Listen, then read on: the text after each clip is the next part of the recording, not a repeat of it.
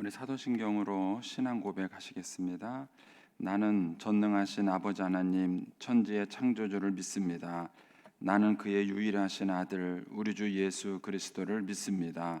그는 성령으로 잉태되어 동정녀 마리아에게서 나시고 본디오 빌라도에게 고난을 받아 십자가에 못 박혀 죽으시고 장사된 지 사흘 만에 죽은 자 가운데서 다시 살아나셨으며 하늘에 오르시어 전능하신 아버지 하나님 우편에 앉아 계시다가 거기로부터 살아있는 자와 죽은 자를 심판하러 오십니다.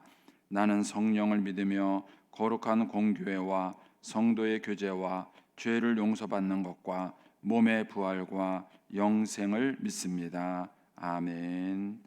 찬송가 456장 찬송 드리겠습니다. 456장입니다.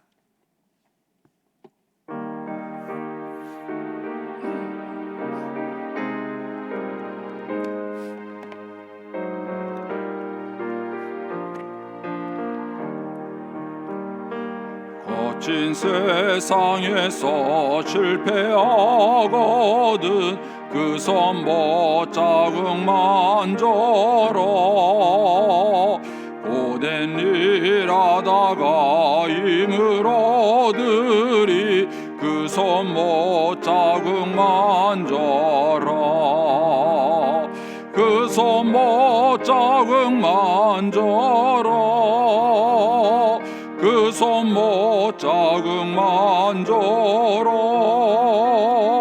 주가 널 지키며 인도하시리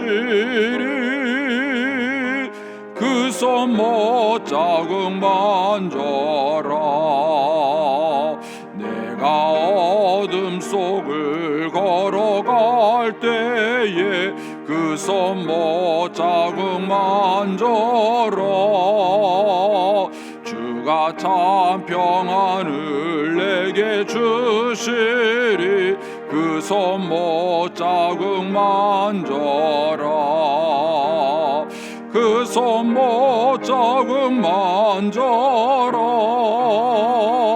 그 손못 자국만 절어 주가 널 지키며 인도하시리 그 손못 자국만 절어 내가 부활의 주 따라가려면 그 손못 자국만 절어 내가 주 안에서 길이 살리라 그 손못 자국만 절어 그 손못 자국만 절어 그 손못 자국만 절어 주가 널 지키며 인도하시리 그 손못 자국만 절어 우리의 죄 때에 그 손못 자국만 절어 마음문 열고서 주를 모셔라 그 손못 자국만 절어 그 손못 자국만 절어 그 손못 자국만 절어 주가 널 지키며 인도하시리 그 손못 자국만 절어 아멘. 기도하겠습니다. 살아계신 하나님 아버지 은혜를 감사합니다.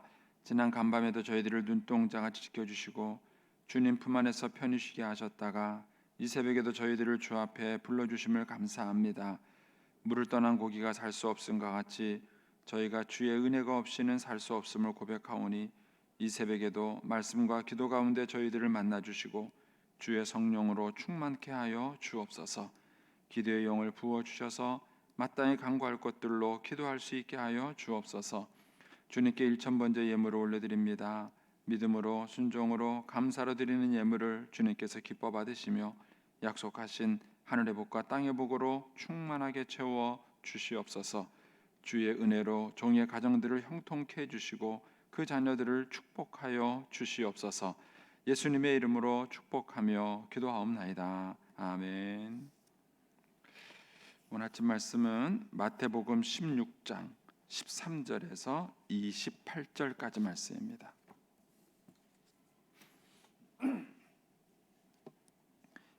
마태복음 16장 13절에서 28절까지 말씀입니다.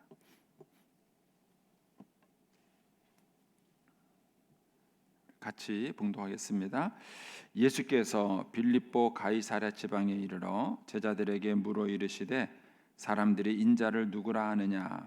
이르되 더러는 세례 요한, 더러는 엘리야, 어떤 이는 예레미야나 선지자 중에 하나라 하나이다. 이르시되 너희는 나를 누구라 하느냐. 시몬 베드로가 대답하여 이르되 주는 그리스도시요 살아계신 하나님의 아들이시니이다. 예수께서 대답하여 이르시되 바요나 시몬아, 내가 복이 있도다. 이를 내게 하게 한 이는 혈육이 아니요 하늘에 계신 내 아버지시니라. 또 내가 내게 이르노니 너는 베드로라. 내가 이 반석 위에 내 교회를 세우리니 음부의 권세가 이기지 못하리라. 내가 천국 열쇠를 내게 주리니 내가 땅에서 무엇인지 매면 하늘에서도 매일 것이요 내가 땅에서 무엇인지 풀면 하늘에서도 풀리리라 하시고, 이에 제자들에게 경고하사 자기가 그리스도인 것을 아무에게도 이르지 말라 하시니라. 이때로부터 예수 그리스도께서 자기가 예루살렘에 올라가 장로들과 대제사장들과 서기관들에게 많은 고난을 받고 죽임을 당하고 제3일에 살아나야 할 것을 제자들에게 비로소 나타내시니, 베드로가 예수를 붙들고 항변하여 이르되 주여 그리 마옵소서. 이 일이 결코 주께 미치지 아니하리이다. 예수께서 돌이키시며 베드로에게 이르시되 사탄아, 내 뒤로 물러가라. 너는 나를 넘어지게 하는 자로다. 내가 하나님의 일을 생각하지 아니하고 도리어 사람의 일을 생각하는도다 하시고, 이에 예수께서 제자들에게 이르시되 누구든지 나를 따라오려거든 자기를 부인하고 자기 십자가를 지고 나를 따를 것이니라. 누구든지 제 목숨을 구원하고자 하면 잃을 것이요 누구든지 나를 위하여 제 목숨을 잃으면 찾으리라. 사람이 만일 온 천하를 얻고도 제 목숨을 잃으면 무엇이 유익하리요? 사람이 무엇을 주고 제 목숨과 바꾸겠느냐? 인자가 아버지의 영광으로 그 천사와 함께 오르니 그때에 각 사람이 행한 대로 갚으리라. 진실로 너희에게 이르노니 여기 서 있는 사람 중에 죽기 전에 인자가 그 왕권을 가지고 오는 것을 볼 자들도 있느니라. 아멘. 이 새벽에도 주의 은혜와 축복이 함께 하시기를 축원합니다. 먼저 광고 먼저 하겠습니다. 우리 최기성 권사님 그리고 우리 정영채 집사님께서 소천하셨습니다. 그래서 오늘 장례식이 있는데요. 장례 빈소는 사비 장례식장 201호입니다. 입관 예배는 오늘 오후 4시에 있습니다. 교회에서는 3시 50분에 출발을 하고요. 발인 예배는 내일 오전 8시에 있습니다. 교회에서는 7시 50분에 출발하겠습니다. 기관은 우리 박인순 권사님이 심려전도회, 구역은 3교구 54구역이고요. 운구팀은 두 분이기 때문에 A조, B조 두 군데서 좀 수고해 주시기 바랍니다. A조는 5에서 7남전도회, B조는 8에서 10남전도회입니다. 이제 오늘 그 마태복음 16장의 이 말씀은 마태복음 이제 전체에서 봤을 때에 이제 분수령에 해당하는 내용입니다. 그래서 이 16장 이전의 이 사역은 예수님께서 대중들을 중심으로 이렇게 그 사역을 하셨다면, 이제 이 16장 이후부터는 예수님께서 물론 여전히 그 회중들을 만나긴 하지만 그 무게 중심이 12제자에게 더 집중돼서 사역을 하시는 것이 이제 이 16장 분수령이 됩니다. 여기 보면 이제 13절에 예수께서 빌립보 가이사랴 지방에 이르러 그랬는데, 이 빌립보 가이사랴는 갈릴리 바다보다 위쪽에 있는 동네입니다. 헐몬산 밑에 있는 동네인데요. 가면은 이스라엘이라고 믿기지 않을 정도로 굉장히 불이 많고 초목이 푸르릅니다.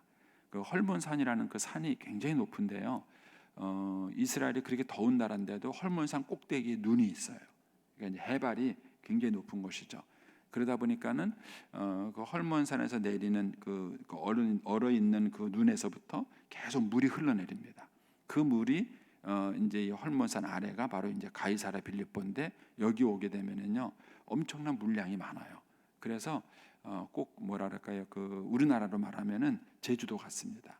그래서 이제 이스라엘 사람들에게는 이 가이사랴 빌립보가 일종의 휴양지 같은 그런 곳입니다. 그러다 보니까 여기에 또 우상 숭배도 많습니다. 그런데 이제 이곳에 예수님이 이제 제자들을 데리고 가신 겁니다. 그러니까 일종의 우리로 말하면 수련회를 가신 것 같아요. 제자들을 데리고 따로 이제 수련회를 가십니다. 그리고 이제 요때쯤이 예수님의 공생의 사역을 2년을 마친 때입니다.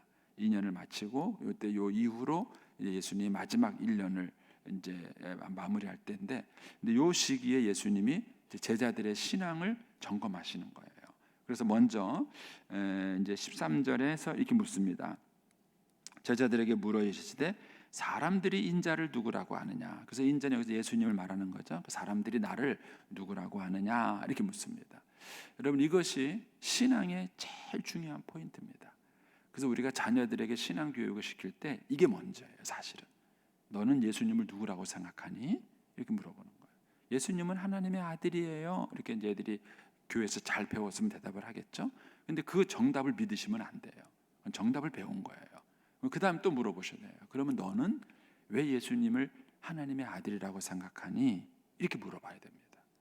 그래서 우리 아이들이 정말 예수님을 하나님의 아들로 믿고 신앙 고백을 하는지를 확인해 보셔야 돼요.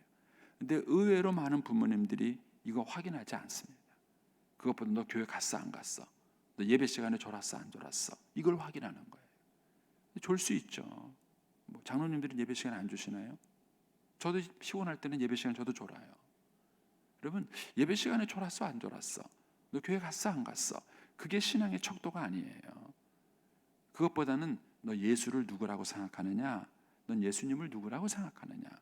이 고백을 먼저 물어봐야 돼.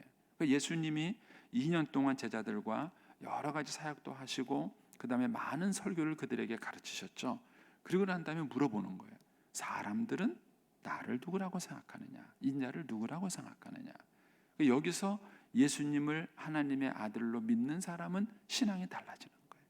거기서 변화가 있는 것입니다. 그래서 우리가 복음을 전한다라고 말했을 때 제일 먼저 가르쳐야 될 것이 예수님이 누구신가를 가르쳐야 됩니다. 예수님이 누구신가? 예수님이 어떤 분이신가를 먼저 자녀들에게 가르쳐야 되는 것이죠. 근데 여기서 이제 여러 가지 대답이 나옵니다. 14절에 가면은 제자들이 이르되 더러는 세례 요한. 그러니까 어떤 사람은 예수님을 세례 요한이라고 말하죠. 대표적으로 누가 그랬죠?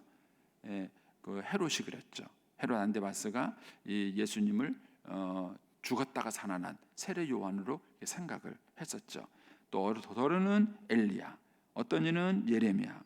선지자 중에 하나라 하나다. 이게 이제 일반 대중들이 갖고 있는 예수님에 대한 생각이에요. 지금도 마찬가지입니다. 지금도 예수님에 대해서 많은 사람들이 여러 가지 얘기를 하는데 성경적 관점을 갖고 있지 않은 거예요. 그래서 대표적인 게 우리 아이들 고등학교 윤리 교과서를 보면은요, 예수님은 4대 성인 중에 한 분이다. 그래서 뭐 소크라테스, 공자, 석가 이런 4대 성인과 같이 예수님은 4대 성인 중에 한 사람이다. 잘못된 정보입니다. 예수님은 성인이 아니에요. 그런데 그런 어떤 정보를 가지고 있는 것이죠. 그래서 이제 이 사람들은 다 예수님에 대해서 오해를 하고 있는 거예요. 예수님의 기적을 봤지만, 예수님의 설교를 들었지만 예수님이 누구신지를 잘 모르는 것입니다. 그래서 예수님에서 또 이렇게 질문을 하죠. 그래? 그러면 너희는 나를 누구라고 하느냐? 여러분, 이게 중요한 거예요. 그래서 우리가 자녀들에게 신앙 교육을 가르칠 때에 사람들은 예수님을 누구라고 하지? 그럼 너는 예수님을 누구라고 하는 거야? 이거를 우리 아이들에게 확인을 해보셔야 되는 것이죠. 그래서 이제 예수님이 물어보 너희는 나를 누구라고 하느냐? 이렇게 물어봤을 때에 베드로가 대답을 하죠. 주는 그리스도시요 살아계신 하나님의 아들이시니이다. 이게 정답이에요. 그러니까 저와 여러분이 예수님을 그리스도요, 즉 구세주요, 메시아요, 우리의 구원자요, 그리고 하나님의 아들인 것을 우리가 알 수 있어야 돼요. 그걸 믿는 거예요. 그게 우리의 신앙 고백인 것입니다.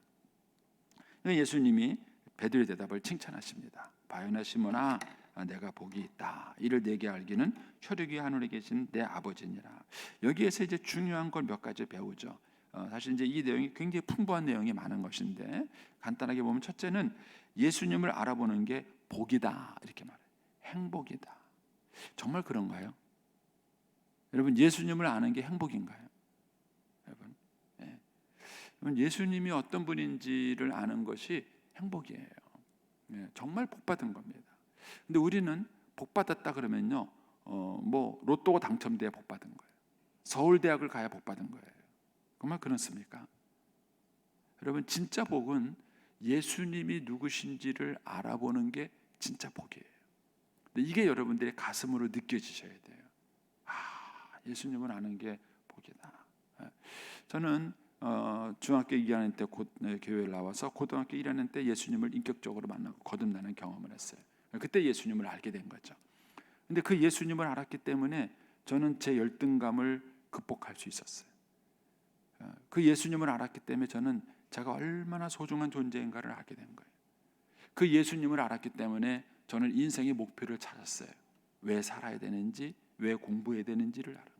저는 예수님을 알았기 때문에 어떤 면에서 장가를 간 거예요. 제 아내가 저를 선택한 이유는 제가 예수 잘 믿는 남자이기 때문에, 뭐 얼굴이 잘생겨서 무슨 뭐 가정 환경이 좋아서 선택한 거 아니에요. 저야말로 저는 정말 예수 만나서 복 받은 사람이에요. 여러분, 예수님이 누구신지를 아는 것, 그것이 큰 복이에요. 큰 행복입니다. 근데 이거를 우리 어른들이 먼저 공감을 하셔야 돼요. 그런데 우리 한국교회 실수는 뭐냐면은 예수를 믿으라고 말하면서도 진짜 복은 너 로또 당첨되는 게 복이야, 너 서울대학 가는 게 복이야, 이렇게 가르친 거예요. 이게 우리 한국교회의 이중성이에요.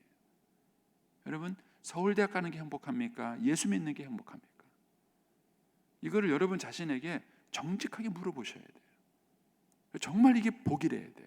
네가 예수님을 알아봤구나. 네가 내가 누구인지를 알아봤구나. 너 정말 복이 있다. 너 정말 행복하다.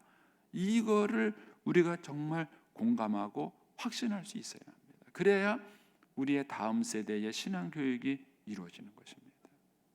근데 한국 교회가 그동안 이중성을 가지고 온 거예요. 겉으로는 예수 믿는 게 행복하다 이렇게 말해놓고 실제로는 로또가 당첨이 돼야 복 받았다 이렇게 생각하는 거예요. 여러분, 이것에 대해서 우리가 정말 예수님을 그리스도로 알아보는 것이 왜 복인가, 이 부분을 한번 여러분 자신에게도 한번 물어보셔야 돼요. 그리고 이제 이렇게 말합니다. 이를 내게 알게 하니는 혈육이 아니다. 하늘에 계신 내 아버지다.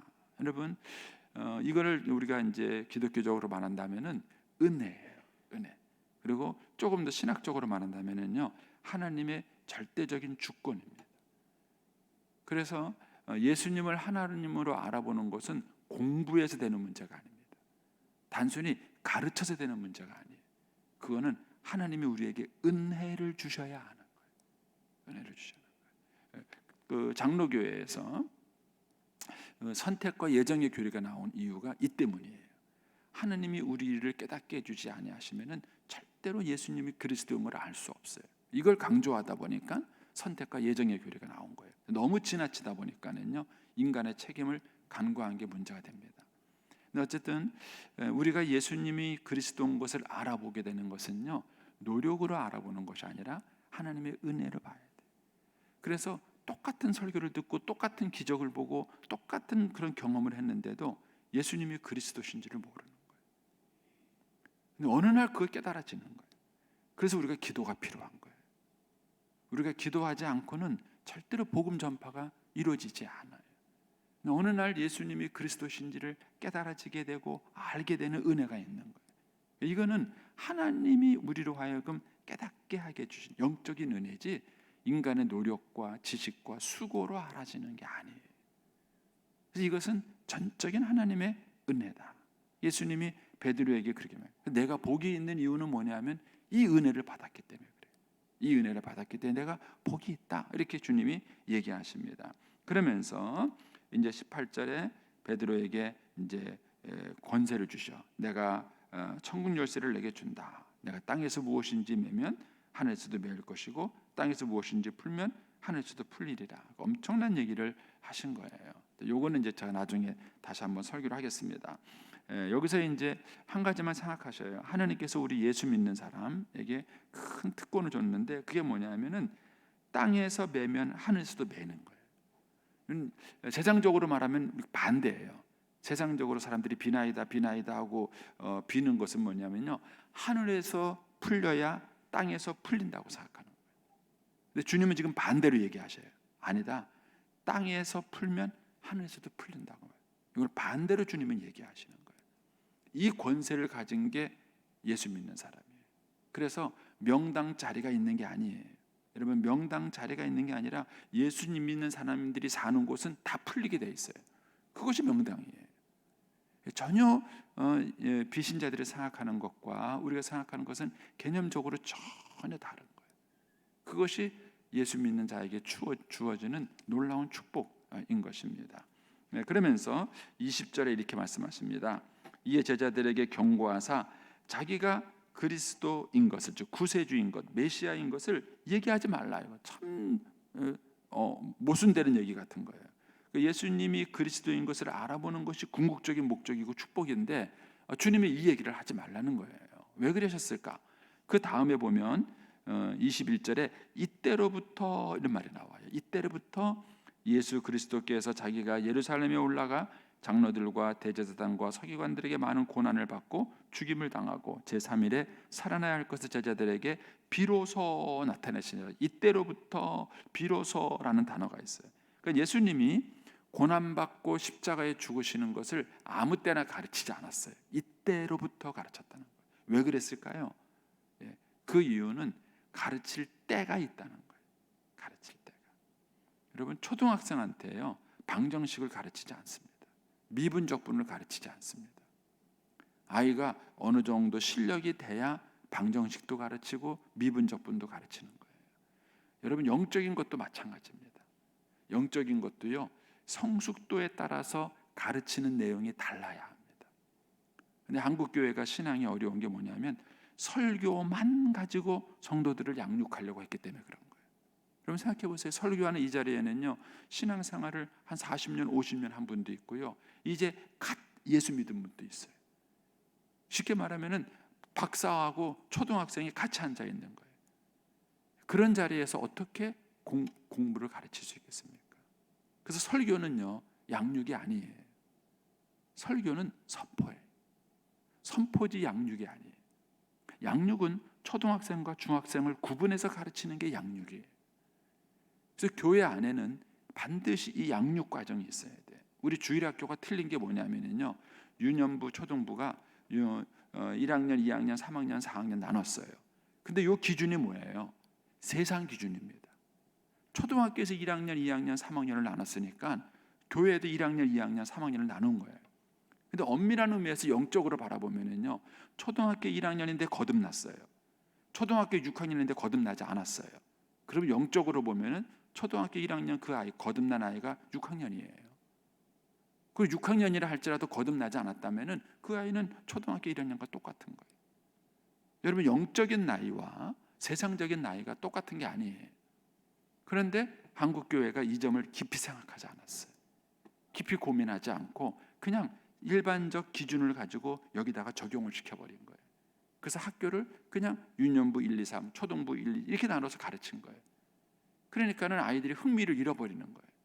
자기의 영적 수준에 맞는 교육을 받아야 아이가 흥미가 있고 재미가 있고 교회 다니는 게 재미있는데 지금 초등학교 6학년이라고 해서 아이를 초등학교로 데려가고 초등학교 1학년에서 데려가요. 근데 이미 그 아이는 영적인 지식으로는 성장해 있어요. 그 가르치는 내용이 자기의 요구에 맞지 않는 것입니다. 그래서 교회가 건강하게 성장하려고 한다면 예배와 양육 체계가 양립해야 돼요. 이 두 개가 동시에 있어요. 한쪽으로는 정말 은혜로운 예배를 드리면서 또 한쪽으로는 그 아이들에게 영적 요구에 맞는 그런 단계적 양육과 훈련이 필요한 것입니다. 근데 이 부분이 그동안 우리 한국 교회에 약했어요. 그러다 보니까는 필요한 것들을 제대로 공급받지 못하고 또 신앙이 성숙한 사람은 거기에 걸맞는 조금 더 성숙한 훈련을 받아야 되는데 그렇지 못한 것이죠. 이것이 그동안 우리 한국 교회가 가졌던 약점입니다. 이 부분을 우리가 잘 극복해내야 합니다. 그래야 더욱더 교회가 건강해지고 우리가 다음 세대에 성공적으로 우리의 신앙을 계승해 줄 수 있는 것입니다. 예수님은 제자들을 훈련하면서 이 21절에 있는 내용을 아무 때나 가르친 게 아니에요. 이때로부터 가르친 거예요. 이때가 언제입니까? 주는 그리스도시요 살아계신 하나님의 아들입니다를 고백한 때부터예요. 이때부터 비로소 가르친 거예요. 이때부터 비로소. 그전에는 가르치고 싶으셨지만 못 가르치신 거예요. 참으신 거예요. 그래서 20절 얘기가 나오는 거예요. 내가 그리스도인 것을 아무한테 말하지 마라. 왜냐하면 지금 얘기해봤자 도움이 안 되는 거예요. 열심히 얘기를 했는데 오히려 역효과가 날 수 있는 것이죠. 그래서 저와 여러분이 이 영적인 수준을 구별할 수 있는 그런 안목을 키우셔야 돼요. 여러분들이 자녀를 양육할 때, 또 여러분들이 누구를 전도해서 그 사람들을 신앙 훈련을 시킬 때, 특별히 우리 구역장 강사님들이 그 구역에서 구역 식구들을 이렇게 데리고 양육할 때, 이 구역 식구들이 지금 영적 수준이 어느 수준인지, 이 사람들에게 필요한 영적 양식이 무엇인지, 이런 것들에 대해서 여러분들이 변별력을 가지셔야 됩니다. 그리고 거기에게 필요한 내용들을 가르쳐야 됩니다. 그래야 성숙할 수 있어요. 그런데 한국 교회는 이 부분을 간과한 거예요. 구역에도 섞어놨고 예배드릴 때도 섞어놨고 그냥 신앙이 좋은 사람과 그렇지 않은 사람들을 무조건 다 섞어놓은 거예요. 섞어놓은 자체가 잘못된 건 아니지만 그런 모임만 있는 거예요.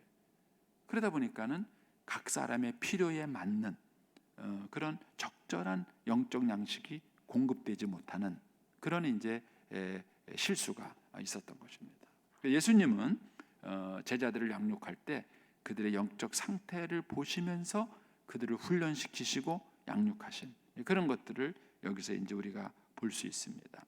자, 그러면서 이제 22절에 베드로가 붙들고 항변하여 이르되, 그러니까 이제 베드로가 아직 미숙한 거예요. 미숙했기 때문에 이런 실수를 한 것입니다. 그러면서 뭐라 그러냐면 주님 그래하지 마십시오. 이런 일이 결코 주님께 생기면 안 됩니다. 사실 생겨야 될 일이에요. 그런데 이 베드로가 아직 영적으로 미숙했어요. 그래서 이런 일이 생기면 안 됩니다 하고 이제 한 것이 결국 이제 시험에 들은 거죠. 베드로가 23절에 예수님이 돌이켜서 베드로에게 이르시되 사탄아 내 뒤로 물러가라. 이 순간 베드로는 사탄의 조종을 받은 거예요. 사탄아 내 뒤로 물러가라. 너는 나를 넘어지게 하는 자더라. 내가 하나님의 일을 생각지 아니하고 도리어 사람의 일을 생각하는도다. 여기서 생각하지 아니하고 생각하는도다라는 이 단어를 보세요. 여러분 마귀가 우리를 공격하는 주요한 공격이 생각이에요. 그래서 이 베드로는 이 순간 잘못된 생각을 한 거예요. 마귀가 준 생각을 받아들인 거예요. 그래서 자기 딴에는 예수님을 위한다고 말을 했지만은 하나님의 뜻과는 반대되는 얘기를 한 거예요. 예수님에게 이런 일이 일어나서는 안 됩니다 라고 얘기를 한 것이 사실은 하나님의 일이 아닌 사람의 일을 생각한 것입니다. 그래서 저와 여러분이 내가 가지고 있는 생각이 다 옳은 게 아니에요. 이게 하나님으로부터 온 생각인지 마귀가 나한테 유혹하는 생각인지를 먼저 변별하셔야 돼요.